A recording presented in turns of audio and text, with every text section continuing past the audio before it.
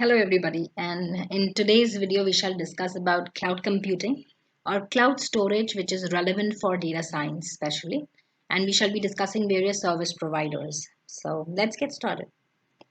So what is this cloud storage?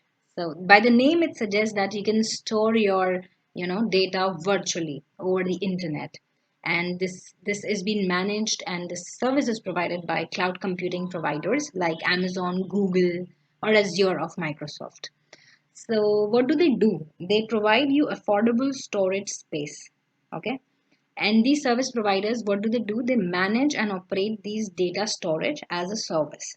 And as and when you need it, it is provided just in time. That is on demand, it is being delivered. Now suppose I want to access my input data which I have given or stored in this data storage. I can access it anytime I want to because it is already present there, right? And what happens, the benefit is that it eliminates the need of buying and maintaining your own data storage infrastructure, which is very expensive to maintain and really very costly. It comes at very high price to any of the organization or institutions. So what do? Is that they hire these services from these cloud storage companies, and they do the rest of the task. So now let's come to another question, is that what is the need of data storage in ML or in data science? Why do we need it? Now we know that the data is increasing day by day, and we need lots of data to process it so that we can figure out some important patterns from it, to draw meaningful insights from it, to take data driven decisions. And that's why we need a lot of data. And where will you store this data? Naturally, the option comes to our mind is cloud storage. So what happens here is that you've got your application, ML application, it could be any, and then this requires your high processing power because you're working with lots, millions and millions of data records, and then this becomes expensive. So we are using this cloud. Now, another thing is that you can store your training input data in a form of, it can be in any form, image, tables, raw data, any file. You are working with this because you want to store your training output data there, right? You can stage your training application. It can be any application, and your custom dependencies. So you don't have to worry about where your data lies. It could be in millions and millions of tons. And be rest assured, because these service providers are really gaining good experience in this field. So now what are the popular cloud service providers for ML?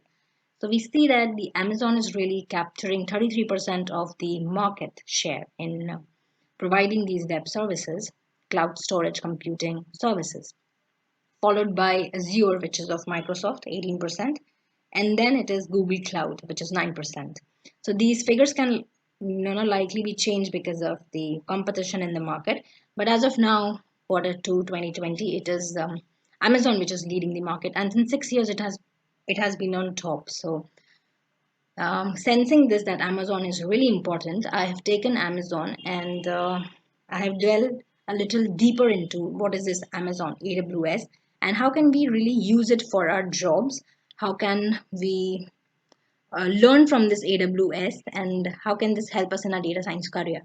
So based on this, the next video I have designed, and one more thing is that this Azure and AWS, Google, they are almost similar, but since AWS is giving you some various advantages also because of its popularity, because of its market share, because of its experience.